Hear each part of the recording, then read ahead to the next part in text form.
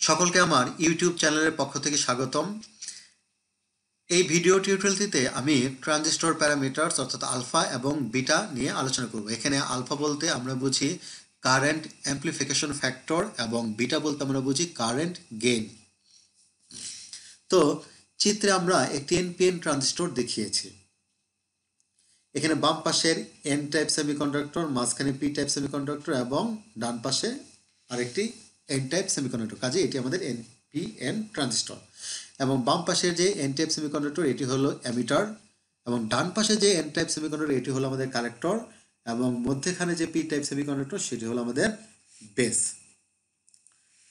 তো এই ধরনের ট্রানজিস্টরকে সাধারণত আমরা বিজেটি বা বাইপোলার জাংশন ট্রানজিস্টর বলে থাকি, কারণ এখানে দুই শ্রেণীর চার্জ ক্যারিয়ার আছে, একটি হলো ইলেকট্রন এবং অপরটি হলো হোল। তো আমরা জানি যে ট্রানজিস্টরে এমিটার অঞ্চল কিন্তু অবশ্যই হাইলি ডোপ থাকে, অর্থাৎ এখানে ডোপিং কনসেন্ট্রেশন সবচেয়ে বেশি, এবং কালেক্টর অঞ্চলের ডোপিং কনসেন্ট্রেশন এমিটারের চেয়ে কম কিন্তু বেসের চেয়ে বেশি থাকে, এবং বেসের ডোপিং কনসেন্ট্রেশন কিন্তু সবচেয়ে কম। বেস অনেক থিন অর্থাৎ পাতলা করে তৈরি করা হয়, কিন্তু কালেক্টরে কিন্তু স্পেসটা অনেক বেশি থাকে। ইমিটারের চেয়ে কালেক্টরের স্পেসটা বেশি। ওকে, তো আমাদের ইম্পর্টেন্ট বিষয় হলো যে একটি ট্রানজিস্টরকে আমরা যখন বর্তনীতে ব্যবহার করবো তখন কিভাবে বায়াসিং করতে হয়। তো আমরা জানি একটি ট্রানজিস্টরকে যখন আমরা বায়াসিং করি তখন একটি ইনপুট বর্তনী থাকে এবং আরেকটি আউটপুট বর্তনী থাকে। তো এখানে আমাদের যে এমিটার এবং বেস মিলে হলো ইনপুট বর্তনী, এবং ইনপুট বর্তনী কিন্তু অবশ্যই সম্মুখ ঝোঁকে রাখতে হবে, এবং বেস ও কালেক্টর মিলে আমাদের এখানে হয়েছে আউটপুট বর্তনী, এবং আউটপুট বর্তনী কিন্তু অবশ্যই রিভার্স বায়াসে রাখতে হবে। আর অবশ্যই তোমরা এখানে বুঝতে পারতেছো এটি কিন্তু কমন বেস কনফিগারেশন, কারণ এখানে বেস ইনপুটও আছে এবং বেস আউটপুটও আছে। তো আমরা ধরলাম এখানে আমরা ইনপুটে 0.7 ভোল্টের বেশি দিয়ে বায়াসিং করেছি, এবং ধরে নিলাম এটি সিলিকন দিয়ে তৈরি, আমাদের ট্রানজিস্টরটি সিলিকন দিয়ে তৈরি, এবং আউটপুটে কিন্তু রিভার্স বায়াসের ক্ষেত্রে অবশ্যই কিন্তু ইনপুটে অনেক বেশি ভোল্টেজ দিতে হয়, সেটি আমরা জানি। তো এখন আলফা এবং বিটা এটি বোঝার জন্য আমরা প্রথমে ট্রানজিস্টরের কারেন্ট ফ্লোটা একটু দেখি। যদিও আমি এর আগের ভিডিওগুলোতে কারেন্ট ফ্লো নিয়ে আলোচনা করেছিলাম, তোমরা ভিডিওগুলো দেখে নিবে, আমি আই বাটন দিয়ে দেবো ভিডিওটিতে, তোমরা অবশ্যই এখানে ক্লিক করে প্রিভিয়াস ভিডিওগুলো দেখে নেবে। তো এখানে কি ঘটে আমি একটু এক্সপ্লেন করার চেষ্টা করি। তো আমাদের হয় কি, যখন যথোপযুক্ত ভোল্টেজ দ্বারা ইনপুটে বায়াস করা হয় তখন ইনপুটের অর্থাৎ এই যে আমাদের এমিটারের যে ইলেকট্রনগুলো আছে, যেহেতু এন টাইপ এখানে অসংখ্য মুক্ত ইলেকট্রন আছে, এই মুক্ত ইলেকট্রনগুলো কিন্তু বেসে যায়। ঠিক আছে, তো বেস কিন্তু খুবই পাতলা হয়, খুব পাতলা হওয়ার কারণে কিন্তু তো এখানে ইমিটরের ইলেকট্রনগুলো এসে খুবই অল্প সংখ্যক ইলেকট্রন বেসের হোলগুলোর সাথে মিলিত হতে পারে, কারণ বেসে তো ইলেকট্রন খুবই কম, এবং বাকি ইলেকট্রনগুলো কিন্তু এখানে তোমার অবশিষ্ট থেকে যায়, এগুলো কিন্তু কারোর সাথে মিলিত হতে পারে না, কিন্তু এগুলো কিন্তু যথেষ্ট কাইনেটিক এনার্জি থাকে।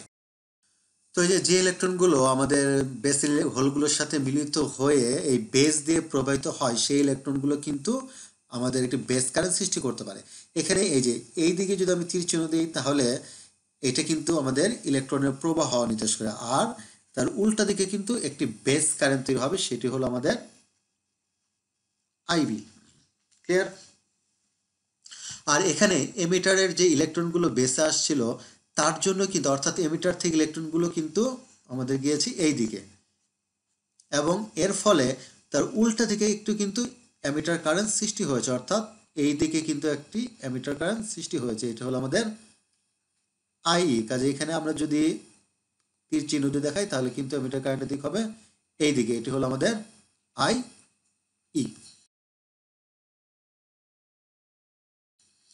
এখন যে ইলেকট্রনগুলো বেসের হোলগুলোকে পূরণ করতে পারেনি, অর্থাৎ এখানে কিন্তু অসংখ্য ইলেকট্রন আছে, সেই ইলেকট্রনগুলো এখন কি হবে, আমি বলেছি সেই ইলেকট্রনগুলো কিন্তু যথেষ্ট কাইনেটিক এনার্জি থাকে, এবং সেই ইলেকট্রনগুলো কিন্তু আমাদের যে এই যে এখানে যে একটি জাংশন আছে অর্থাৎ কালেক্টর এবং বেসের মধ্যে যে একটি জাংশন আছে সেই জাংশনগুলো কিন্তু পার হয়ে যদি সি অঞ্চলে আসতে পারে তাহলে কিন্তু একটি কালেক্টর কারেন্ট সৃষ্টি হবে। তোমরা খেয়াল করে দেখো এখানে যে ডান পাশে যে ব্যাটারি আছে সেখানে কিন্তু এখানে পজিটিভ, কাজে সেই পজিটিভ টার্মিনাল দ্বারা ইলেকট্রনগুলো কিন্তু প্রচণ্ডভাবে আকৃষ্ট হবে এবং এই যে এই জাংশনটা যে আছে, যে এই জাংশনটা কিন্তু ভেদ করে ইলেকট্রনগুলো কোথায় চলে আসবে? কালেক্টরে চলে আসবে। এগুলো কোন ইলেকট্রন? যে ইলেকট্রনগুলো বেসের হোলের সাথে মিলিত হতে পারেনি সেই ইলেকট্রনগুলো। ফলে সেই ইলেকট্রনগুলো কোন দিকে আসতেছে? সেই ইলেকট্রনগুলো কিন্তু এই দিকে আসতেছে। তাহলে সেই ইলেকট্রনগুলো যদি এই দিকে আসে তাহলে অবশ্যই আমাদের এই দিকে একটি কিন্তু কালেক্টর কারেন্ট সৃষ্টি হবে। এই দিকে একটি কালেক্টর কারেন্ট সৃষ্টি হবে, আমরা ধরে নিলাম সেটি হলো আমাদের আইসি। আবার দেখো তোমরা খেয়াল করে এদিকে কিন্তু আমাদের একটা বেস কারেন্ট সৃষ্টি হয়েছিল, যেটি হলো আমাদের আইবি। এটি হলো আমাদের বেস কারেন্ট আইবি। তো এই বেস কারেন্ট এবং কালেক্টর কারেন্ট মিলিত হয়ে কিন্তু আমাদের অ্যামিটার কারেন্ট হয়েছে এবং সেটি অ্যামিটার দিয়ে নির্গত হয়ে এইভাবে বর্তনীতে প্রবাহিত হয়েছে।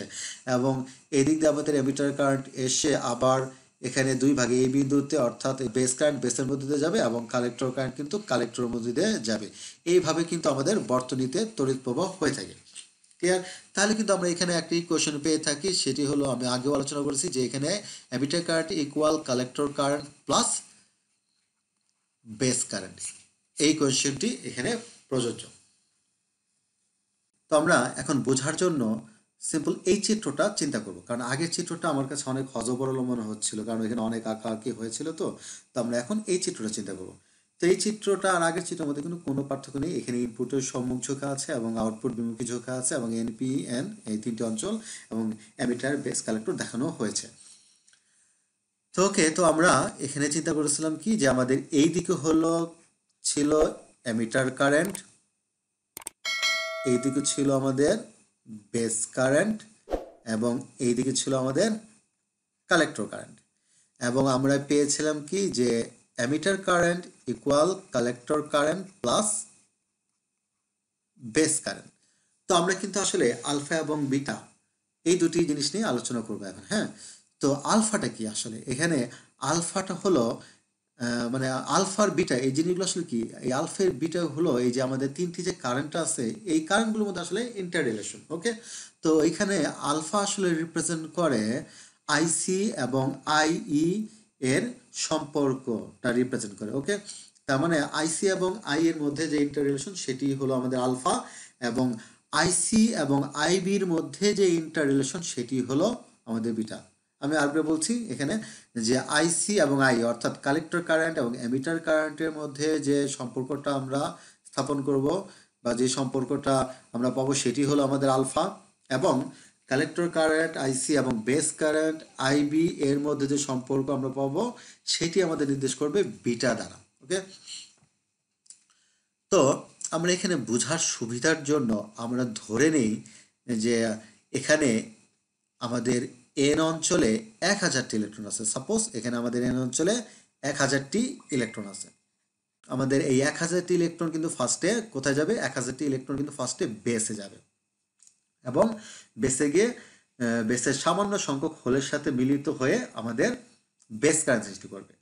তো প্রথমে যখন এই 1000টি ইলেকট্রন আমাদের বেসে আসলো তখন কি হলো? তখন কিন্তু আমাদের অ্যামিটার কারেন্ট সৃষ্টি হয়ে গেল এবং আমরা ধরে নিলাম যে বেসের 50টি হোল আছে এবং বেসের 50টি হোলের সাথে ইলেকট্রন মিলিত হতে পারে। ক্লিয়ার? তাহলে বেসের কতগুলো হোলের সাথে মিলিত হচ্ছে?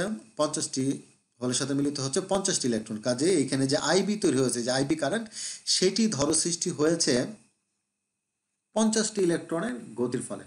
ওকে, তাহলে আমাদের ইলেকট্রন থাকলো কতগুলো?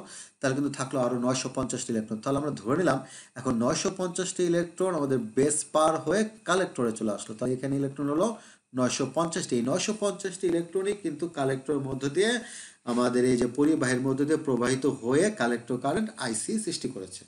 ঠিক আছে, তাহলে আমরা এখন একটা তুলনামূলক আলোচনা করি। ফার্স্টে আমরা চিন্তা করি যে এখানে এই আইসি এবং আইইর মধ্যে সম্পর্কটা কি। এখানে তুমি চিন্তা করে দেখো তো যে আইসি যেহেতু সৃষ্টি হয়েছে 950টি ইলেকট্রনের ফ্লোর জন্য, তাহলে এই আইসি কারেন্টটা আইই কারেন্টের কত গুণ হবে? আমরা বলতে পারি যে এখানে আইসি অর্থাৎ আইসি কারেন্টটা হবে 0.95 ইন্টু আইই, অর্থাৎ আইসি কারেন্টটা আই কারেন্টের 0.95 গুণ, তাই না? যেহেতু আইসি কারেন্টটা সৃষ্টি হয়েছে 950 ইলেকট্রন দ্বারা আর আই কারেন্টটা সৃষ্টি হয়েছে 1000টি ইলেকট্রন দ্বারা, কাজেই আইসি কারেন্টটা কিন্তু আই কারেন্টের 0.95 গুণ।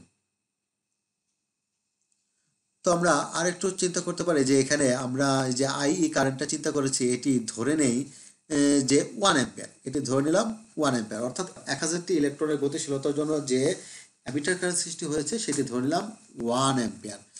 আর যেহেতু 950টি ইলেকট্রনের গতির জন্য কালেক্টর কারেন্ট সৃষ্টি হয়েছে, তাহলে সেটি হলো আমাদের 0.95 অ্যাম্পিয়ার। ক্লিয়ার? তাহলে আমরা লিখতে পারি আইসি ইকুয়াল 0.95 ইন্টু আই। এখন এই যে 0.95, ঠিক আছে, এই 0.95টি কিন্তু আসলে আমাদের আলফা, তার মানে আইসি কারেন্ট আইই কারেন্টের চেয়ে কত গুণ সেটি নির্দেশ করে আলফা দ্বারা। ক্লিয়ার? তো 0.95 গুণ হলো আমাদের আইসি কারেন্ট আই কারেন্টের চেয়ে, কাজেই এখানে আমরা কিন্তু বলতে পারি আইসি ইকুয়াল আলফা ইন্টু আইই। তো আমি আশা করি আলফাটা কি তোমরা বুঝতে পারছো। এখানে আলফাটা হলো যে আইসি কারেন্টটা আই কারেন্টের চেয়ে কত গুণ, হ্যাঁ, তো সেটি আমাদের এখানে নির্দেশ করে আলফা। তো আমরা এখানে এটি একটি নাম্বার দিয়ে রাখি 1 নম্বর। আচ্ছা, এখন তার আমাদের বিটা কি এখানে?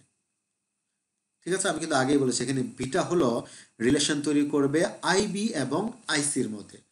তো দেখো এখানে আইবি কারেন্ট কিন্তু সৃষ্টি হয়েছিল 50টি ইলেকট্রনের জন্য, তাই না? তাহলে তোমরা বলো তো যে এই আইসি কারেন্টটা আইবি কারেন্টের কত গুণ হবে?